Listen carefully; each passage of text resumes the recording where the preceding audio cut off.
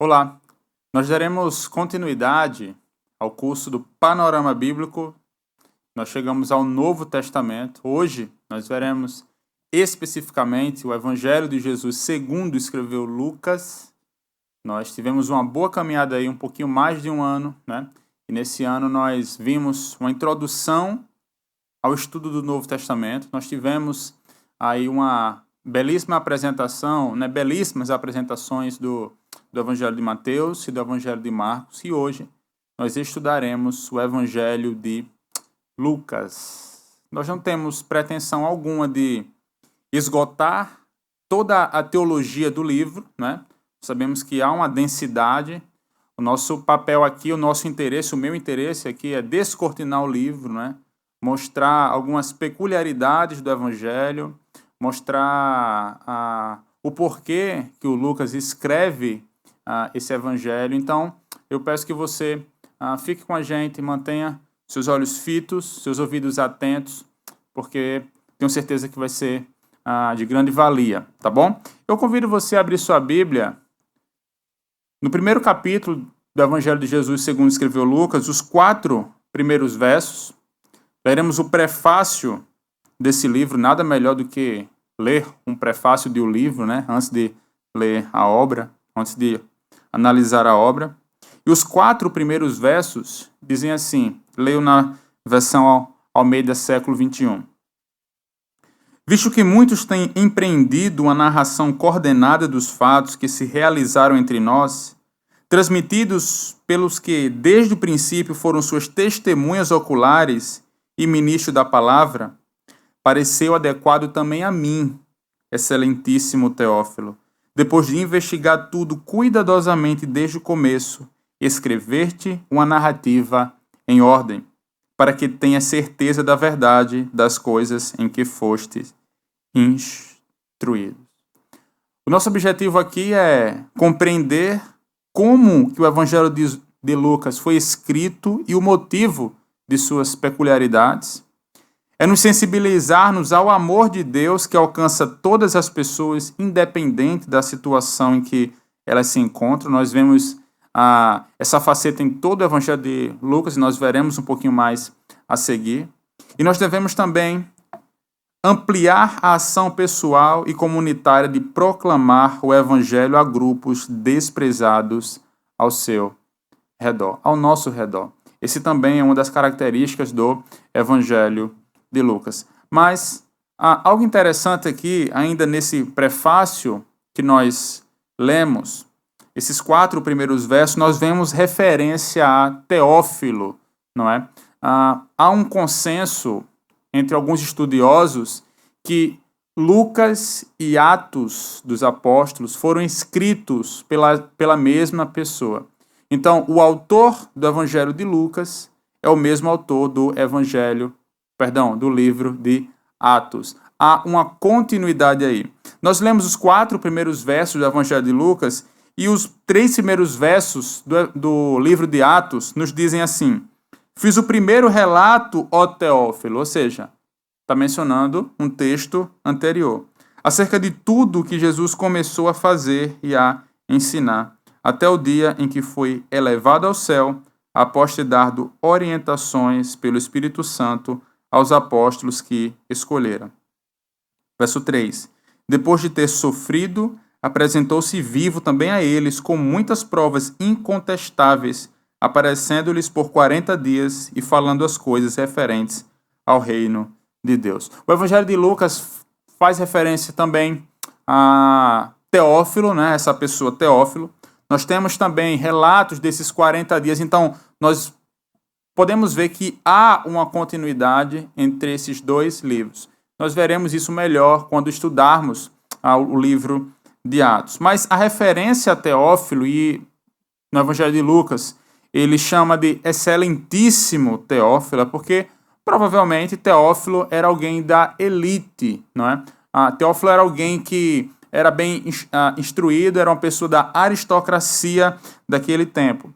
Algumas linhas de pensamento também atribuem que Teófilo seja um nome simbólico, que não é de fato o nome dessa pessoa Teófilo. Não há essa pessoa com o nome de Teófilo, mas isso é uma espécie de simbolismo, que significa aquele que ama a Deus. Teófilo significa aquele que ama a Deus. Lucas pode ter usado esse nome como referência, de fato, a uma pessoa, né, com o nome de Teófilo, ou se for para uma espécie de, se formos para um lado de simbolismo, também ele faz referência a Teófilo como alguém que ama a Deus, como uma espécie de cortesia para essa pessoa, já visto que ele também diz que esse homem, Teófilo, era uma pessoa que estava instruído. Então, Lucas escreve o seu evangelho como tendo um patrono aí, esse Teófilo, né? Essa pessoa que financiou, que ajudou Lucas, de fato, nessa pesquisa. Lucas é definido como autor dos escritos, como nós vemos, não só do evangelho, mas de Atos dos Apóstolos.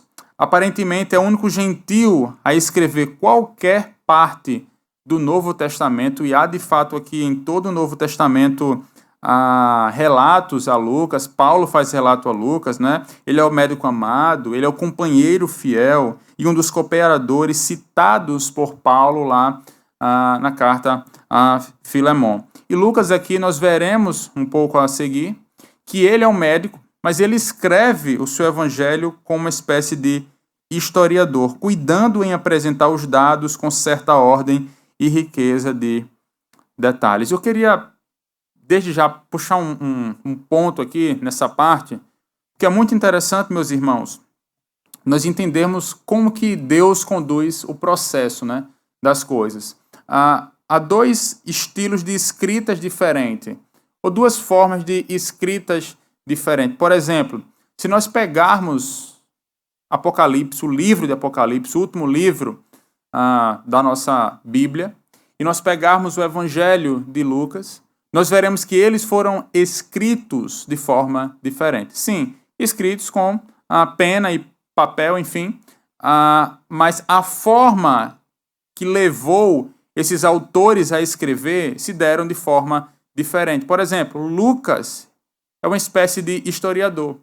É alguém que coloca um jornal embaixo do braço e coloca os papéis ali, os pergaminhos, e vai na casa de um, vai na casa do outro, perguntar, ter contato com essas pessoas que estiveram de fato com Jesus, para saber o que é que aconteceu de fato, e ele faz todo o seu registro, ao passo que Apocalipse, João está numa ilha, e o próprio Jesus aparece para ele e fala assim, escreve o que você vai ver. Ponto. E ali, Apocalipse é escrito. Então, nós não podemos pensar que Apocalipse, por ser escrito dessa maneira, é mais inspirado do que Lucas. Porque se nós formos analisar, Lucas ele teve métodos completamente humanos se comparado a Apocalipse. Mas nós devemos lembrar que tanto Lucas como Apocalipse, embora escritos de maneira diferente, eles são tão inspirados. Um é tão inspirado quanto o outro. Deus conduz os processos segundo a sua própria vontade. Então, aprova, Senhor, que o médico Lucas, que o historiador Lucas, que o gentil Lucas, alguém que era versado nas letras, no estudo, fosse atrás e investigar os fatos, e aprove a Deus também que João, numa ilha, apenas visse e escrevesse e relatasse, tá bom? Então nós devemos lembrar sempre que Deus conduz os processos segundo a sua vontade. Então veremos que Lucas é um historiador, mais a fundo veremos que Lucas fez pesquisas, e nós não devemos pensar que isso desmerece de alguma forma o Evangelho, tá bom? Nós seguiremos o texto base que nós temos conduzido as nossas lições, e nós entramos na visão panorâmica. Ele nos dá algumas informações básicas aqui. Por exemplo, o grupo em que esse evangelho está junto dos evangelhos sinóticos, né? Mateus, Marcos e Lucas, esses três evangelhos que têm similaridades entre si, são chamados, e nós já vimos isso, de evangelhos sinóticos. O autor é Lucas, o médico. A data desse texto, nós não podemos datá-lo após a década de 60 ou 70. É claro, o texto foi escrito após a vida de Jesus, né? E nesse tempo, o autor da nossa lição, ele data 60 depois de Cristo. Claro, escrito após a vida de Jesus. Outros tentavam escrever sobre Jesus. Então havia outros relatos, como nós lemos aqui no próprio Evangelho, no prefácio do Evangelho. Outras pessoas estavam querendo escrever e estavam escrevendo sobre Jesus. Então Lucas também, olha, eu também quero escrever, vou escrever sobre isso, né? E a essa altura,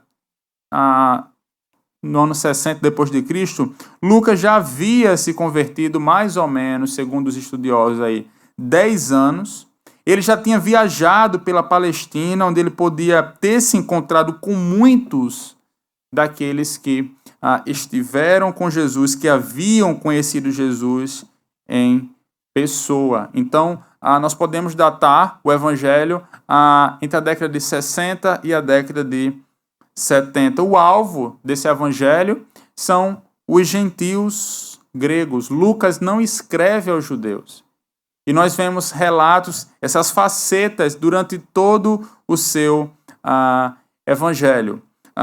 O versículo-chave desse texto está em Lucas 19, verso 10, quando ele relata: porque o Filho do Homem veio buscar e salvar o que se havia perdido. Porque o Filho do Homem veio buscar e salvar o que se havia perdido. E a expressão-chave desse evangelho, segundo o nosso autor, é essa: é Filho do Homem. Jesus como Filho do Homem. E já entrando no nosso esboço, né, nós vemos que ele divide aqui em 4 partes. Primeiro, a vinda do Filho do Homem, o preparo do Filho do Homem, do capítulo 3 ao capítulo 4, né, a vinda do Filho do Homem, do capítulo 1 ao capítulo 2, o ministério do Filho do Homem, Lucas capítulo 4, verso 14 ao capítulo 19, descreve todo o ministério de Jesus.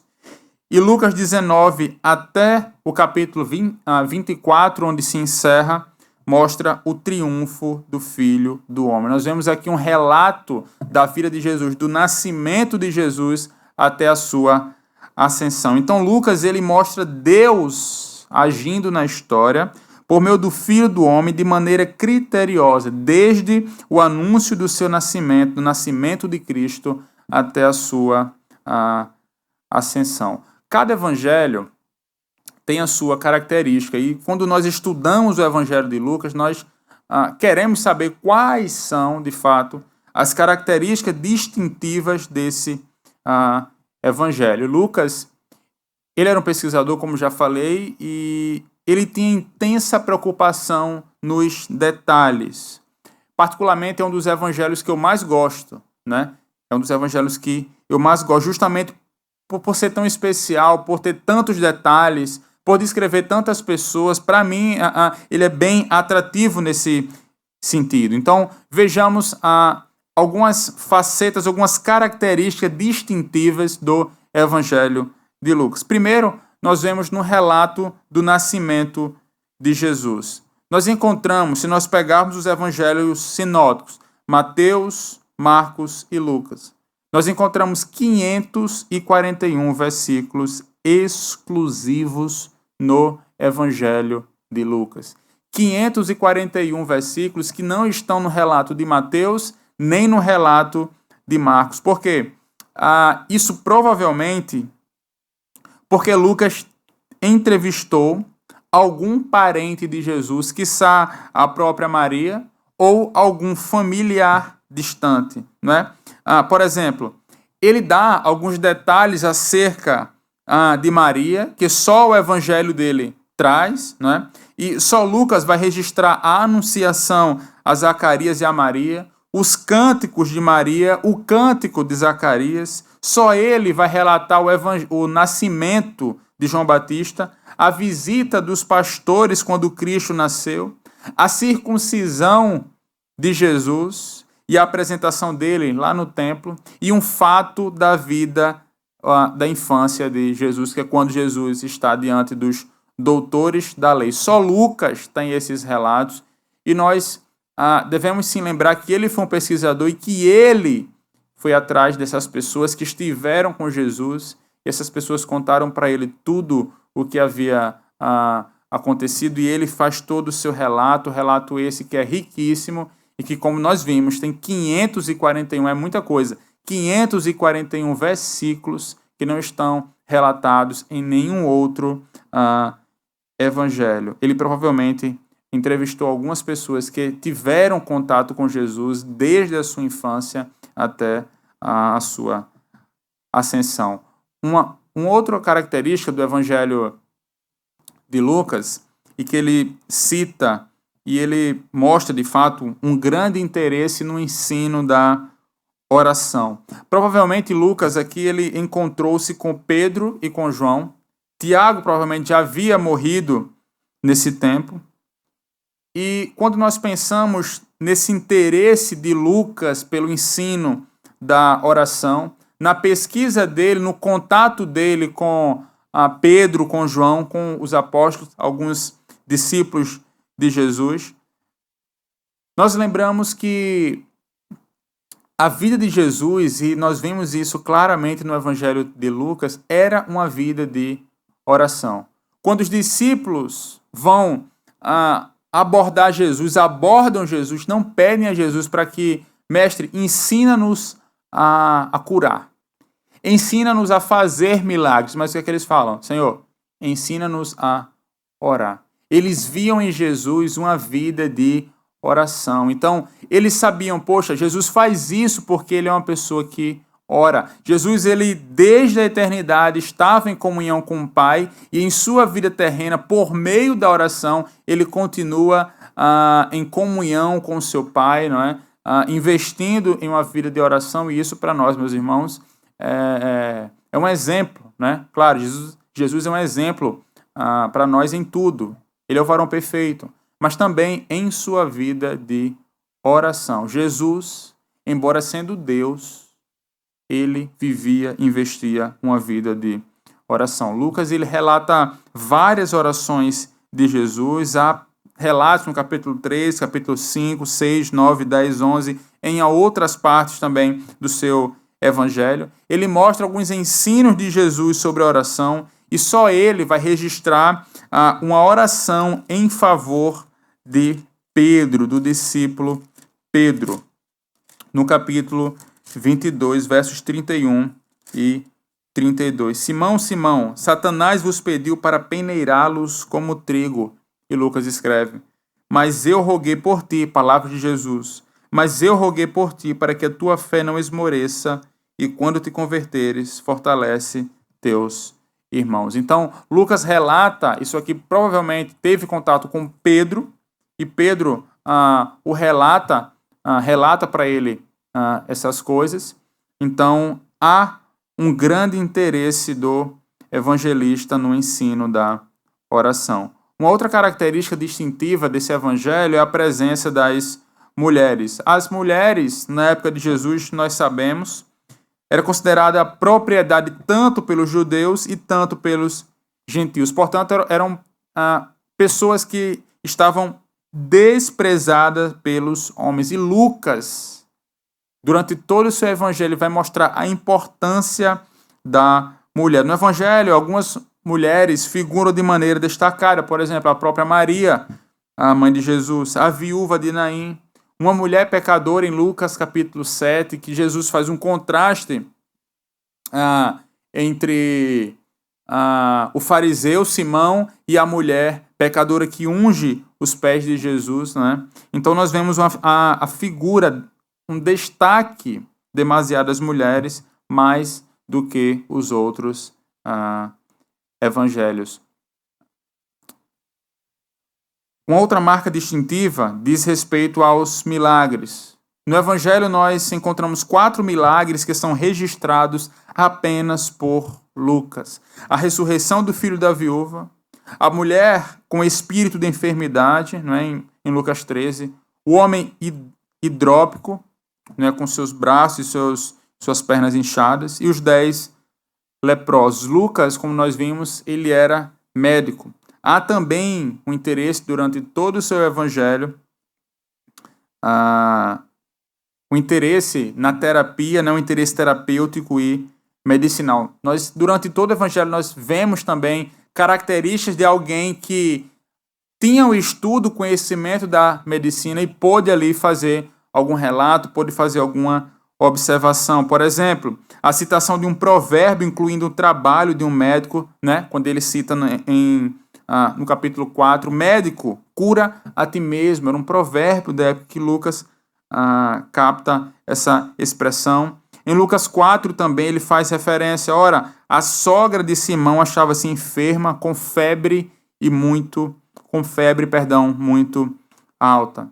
Ele fala, os sãos não precisam de médico, no capítulo 5. Ora, achava-se ali um homem cuja mão direita estava ressequida, Lucas capítulo 6. Certa mulher que havia 12 anos vinha sofrendo de uma hemorragia, capítulo 8. Então nós vemos características, que só são observadas por, de fato, um médico que nós não vemos nos outros evangelhos. Há também uma outra marca, um resumo das parábolas. Há 13 parábolas aqui que são registradas e que são peculiares do texto de Lucas. Por exemplo, os 2 devedores, o bom samaritano, o amigo inoportuno, o rico insensato, a dracma perdida, o filho pródigo, né, como ele chama aqui, o mordomo infiel, o homem rico e Lázaro, os servos indignos, o juiz iníquo, o fariseu e o publicano, e a parábola das 10 minas. São parábolas, são textos que estão exclusivamente no Evangelho de Lucas. Mas o fato de Lucas registrar vários episódios que não estão em nenhum outro evangelho não descredencia os outros evangelistas, muito menos o registro deles. Lucas não é melhor do que os outros por ter feito essas observações mais minuciosas. Os detalhes de Lucas nos ajudam a compreender com mais clareza muitas lições deixadas por Cristo. Primeiro, Lucas era um gentio. Então, era uma pessoa que tinha uma outra cosmovisão. É uma pessoa que não conhece Jesus em carne. Nasce alguns anos depois, né? Tem contato com apenas os apóstolos, alguns apóstolos, discípulos e o próprio Paulo. Ele era um médico. Então, ele observava algumas características que provavelmente nem eu e nem você observaríamos, que os outros evangelistas também não observaram. Ele tinha sua cosmovisão um pouco diferente da cosmovisão dos outros gentios. Isso nos ajuda, né? E nos mostra, brilhanta ainda mais a obra perfeita de Cristo, o seu ministério terreno. Mas há referência também no Evangelho de Lucas e há bastante menções sobre o Espírito Santo, como também nos Atos, né? Nos Atos dos Apóstolos. Alguns chegam a dizer que o texto deve ser trocado de Atos dos Apóstolos para Atos do Espírito Santo, né? Porque eles faziam o que faziam os apóstolos no poder do Espírito Santo. Então, o Evangelho segundo Lucas contém bastante menções ao Espírito Santo. É o Evangelho que mais se refere à ação do Deus Espírito. Primeiro, ele atua como precursor de Jesus. Ele atua na concepção de Jesus, não é? Maria concebe no poder do Espírito Santo, ou do Espírito Santo. Ele atua em Isabel e em Zacarias, naqueles fatos que nós já conhecemos. Ele desce sobre Jesus no batismo, na referência ali à própria triunidade do Deus triuno, claro, né? A própria trindade ali. Jesus, Deus fala, esse é meu filho amado em quem me comprazo, e o Espírito Santo vem em forma de uma pomba, né? Então ele desce sobre Jesus no batismo, ele guia Jesus até o deserto para ser tentado pelo diabo, ele capacita Jesus em seu ministério, ele é o dom de Deus aos seus filhos. No capítulo 11 nós vemos essa referência. Ele é exultado por Jesus quando os 70 voltam contando o sucesso da missão. Então, o sucesso da missão dá-se pelo poder do Espírito Santo. Ele é o objeto da profecia bíblica e ele é quem concede poder às pessoas. Então, sobre o Espírito Santo, meus irmãos, rapidamente, nós sabemos que ele é parte fundamental na nossa salvação. Nós somos salvos pela obra perfeita de Cristo, mas o chamado em nosso coração se dá pela atuação do Espírito Santo, um chamado eficaz da parte do Espírito Santo. Ele atua também no processo de maturação do crente. Será que nós temos valorizado essa grande dádiva de Deus, a dádiva do Espírito Santo a seus filhos? Você tem buscado cada vez mais aproximar-se de Deus por meio do Espírito Santo? O Espírito Santo é aquele que desce sobre Jesus no batismo, é aquele que capacita o ministério de Jesus, mas é aquele que está conosco, está em mim, está em você. É aquele que nos consola, nos guia nesse tempo difícil, é aquele que nos acompanha, nos capacita, nos exorta, nos alegra, nos encoraja através de seu ministério em nossas vidas. Uma outra característica do Evangelho de Lucas é que nós percebemos que ele é o Evangelho aos desprezados. Aqui é uma característica marcante que nós podemos ver inúmeros registros sobre a ação de Jesus Cristo em benefício das classes desprezadas de sua época. O Evangelho aqui vai mostrar o profundo e intenso interesse do Mestre por aqueles que eram excluídos sociais, mas também excluídos religiosos. Por exemplo, os samaritanos. Em Lucas 10, ele faz referência aos samaritanos. Lucas 10, versos 25 ao 37. Eram os que eram chamados, os que nasciam em Samaria. Era um grupo que sofria com o desprezo dos israelitas por causa da diferença de raça, religião e dos costumes. Após a queda da Síria em 722 a.C., houve uma recolonização na parte norte e israelitas e outros povos se juntaram. Isso resultou em quê? Casamentos mistos, a infiltração de ideias religiosas pagãs. Ambos eram intolerantes para com os líderes religiosos judeus em Jerusalém, a ponto de eles construírem um outro templo para adorar no Monte Gerizim. E por isso os líderes religiosos que estavam em Jerusalém também não aceitavam isso, né? Os judeus criam e pensavam que os samaritanos deturpavam as escrituras por seus atos e outras características mais. A tradição ainda diz que fariseus oravam para que nenhum samaritano fosse revivido no dia da ressurreição. Então havia uma rixa aqui muito forte, uma rixa social e uma rixa religiosa nesse sentido. Então, ao contar a parábola do bom samaritano, Jesus dignifica os samaritanos.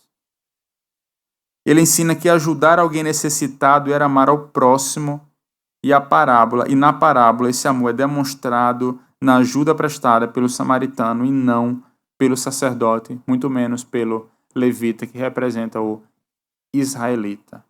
Então isso, quando aqueles homens ouviram isso, foi um absurdo, foi uma crítica que Jesus estava fazendo aos fariseus, e ele de fato dignifica os samaritanos. Por exemplo, ele fala também sobre os pecadores, o evangelho dos desprezados, os pecadores. Em Lucas 15, quando ele descreve a parábola do filho pródigo, né, que nós conhecemos como parábola do filho pródigo, o texto nos diz e nos mostra, que nós conhecemos muito bem o texto, que o irmão mais jovem representa os pecadores que se arrependem genuinamente de seus pecados, voltam para casa e são perdoados pelo Pai. O filho mais velho, aquele filho que permanece em casa, é um exemplo da falta de piedade, falta de compaixão. Ilustra a hipocrisia e o preconceito dos fariseus e escribas ante os pecadores arrependidos. O que é que Jesus faz ao contar essa parábola? Cristo ensina que todo aquele que se arrepende e confessa seus pecados pode gozar de comunhão com Ele. Os judeus, os fariseus, jamais pensariam assim. Os fariseus jamais levariam isso em consideração, que os pecadores pudessem se aproximar do próprio Deus, que os pecadores, e durante todos os evangelhos a gente observa isso, sobretudo no evangelho de Lucas, sempre essa distinção, os fariseus e os pecadores. Os fariseus, os escribas e os pecadores. Os pecadores eram aquelas pessoas que de forma escrachada não ligavam para a lei, não ligavam para os 10 mandamentos, nem para as 613 leis que eles deveriam observar. Eram pessoas que não ligavam de maneira alguma para isso, ao passo que os fariseus eram legalistas, né? Então nós vemos aqui Jesus dignificando essas pessoas. Quando nós olhamos para Lucas capítulo 7, como nós já vimos há pouco, aquela mulher, o contraste que Jesus faz entre a mulher e o fariseu Simão, né, a partir do verso 36, Lucas 7 ali, e no verso 41, verso 42, ele vai contar a parábola dos dois devedores, mas Jesus mostra que aquela mulher pecadora, possivelmente uma prostituta, foi muito perdoada por Deus, porque amou muito. Ao passo que o fariseu, né, em sua obstinação, ele não reconhece o seu pecado e pouco foi perdoado porque pouco amou. Então, aquele homem fica estupefato porque Jesus se permite ser tocado pela mulher, mas Jesus, de fato, olha todos os homens, como sendo pecadores. Não há nenhum homem que escape dessa característica. Ainda sobre os evangelhos, sobre o evangelho aos desprezados, nós vemos aqui a referência ao ladrão da cruz em Lucas capítulo 23. Naquele momento de dor, de intensa dor, humilhação, Cristo ainda sofria blasfêmias por parte das autoridades locais, por parte dos soldados. Se isso não bastasse, um dos homens que foi crucificado ao lado de Cristo o afronta, dizendo: "Não és tu Cristo? Salva-te a ti mesmo e a nós também." Porém, o outro malfeitor crucificado, ele diz: "Nem ao menos temes a Deus, estando sob igual sentença? Nós, na verdade, com justiça, porque recebemos o castigo que os nossos atos merecem, mas este nenhum mal fez." E essa passagem, mais uma vez, mostra quanto Cristo é compassivo com aqueles que se arrependem de seus pecados, não importando o passado, porque Cristo não olha o passado de ninguém, nem a condenação que eles tinham recebido pela lei dos homens, mas as palavras daquele homem, daquele ladrão, malfeitor, arrependido, demonstraram intenso interesse por Cristo a ponto de clamar por salvação. E pela decisão que ele toma na cruz, Cristo o salva quando ele diz: "Hoje mesmo estarás comigo no paraíso." E há outros e outros relatos, outros e outros personagens mencionados apenas no Evangelho de Lucas. Muitos deles fazem parte de grupos desprezados em sua época, como nós já vimos. Porém, não por Jesus. Jesus não os desprezava, ele os amou como a qualquer outro. Será que nós, em certa medida, meus irmãos, temos desprezado alguma classe de pessoas? Será que nós, em alguma medida, temos desprezado pessoas que não vieram a Cristo ainda? Será que nós temos nos colocado em uma posição de superioridade, de forma que nós não conseguimos nem olhar, muito menos compartilhar o Evangelho? Nós devemos lembrar sempre que Jesus não faz distinção de pessoas para o seu evangelho e nós também não devemos fazer. Devemos pregar a tempo e fora de tempo, seja qual for a pessoa, a classe social, enfim, o indivíduo. O evangelho de Jesus, segundo Lucas, de fato, é bem peculiar.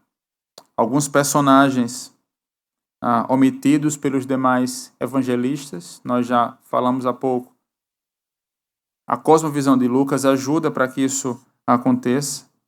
A sua excelente formação permitiu escrever no grego mais culto da época, atingindo pessoas como Teófilo, né? O excelentíssimo Teófilo, e organizar os fatos minuciosamente. Lucas foi uma ferramenta nas mãos do Senhor, e o seu evangelho foi uma ferramenta preciosa nas mãos do Senhor. Seu evangelho chegou a pessoas que provavelmente os outros evangelhos não alcançaram ou alcançariam. E glória a Deus por isso. Deus tem seus meios, meus irmãos, de conduzir a história. Deus deixa um livro para nós, e esse livro, de forma fantástica, já não bastasse ser escrito por uma pessoa, mas por diversos autores, dezenas de autores escreveram todo esse livro. E nós vemos que nessa compilação Deus atua em sua soberana vontade, um livro de uma forma, outro livro de uma outra forma, como nós vimos. Apocalipse de João, senta, escreve tudo o que você vai ver. Lucas, um médico, alguém instruído, ele como um pesquisador, ele vai, entrevista pessoas para compilar assim e escrever o seu evangelho. Nós devemos lembrar sempre, meus irmãos, que Deus conduz os processos segundo a sua vontade. Devemos ampliar a nossa ação pessoal e comunitária de proclamar o evangelho a grupos desprezados ao seu redor. Inclusive, o evangelho de Lucas relata quando os homens falaram para ele: isso é um glutão, é um bebedor de vinho, um amigo de publicanos e pecadores, porque Jesus estava constantemente com essas pessoas. Não para se parecer com essas pessoas ou para se deixar influenciar por essas pessoas, mas pelo contrário, para transformar essas pessoas. Nós devemos sensibilizar-nos. O amor de Deus alcança todas as pessoas, independente da situação em que elas se encontrem. E há peculiaridades no Evangelho de Lucas que nós devemos compreender, como nós vimos. E lembrar sempre que é Deus que conduz os processos segundo a sua vontade. Vamos orar? Senhor, nós te damos graças porque a tua boa mão conduz a história, a tua boa mão conduziu todo o processo de formação, de compilação da Bíblia Sagrada, da Escritura, e em especial, Pai, hoje, o Evangelho de Lucas. Te damos graças por esse médico, historiador, pesquisador que se dispôs, Senhor, a escrever esse relato, conduzido e inspirado pelo Teu Espírito Santo. Nós te damos graças porque o mesmo Espírito Santo, Pai, tocou o nosso coração, nos chamou de forma eficaz e nós nos rendemos a Cristo Jesus. Nós te damos graças, Senhor, por tão grande salvação, te damos graças pela obra perfeita de Cristo. Nós te pedimos que nunca nos falte o amor por aqueles que são desprezados social ou religiosamente, Pai. Tem misericórdia de nós. Nós oramos em nome de Cristo Jesus. Amém. Por tudo que tens feito, por tudo que vais fazer, por tuas promessas e tudo que és, eu quero te agradecer com todo o meu ser.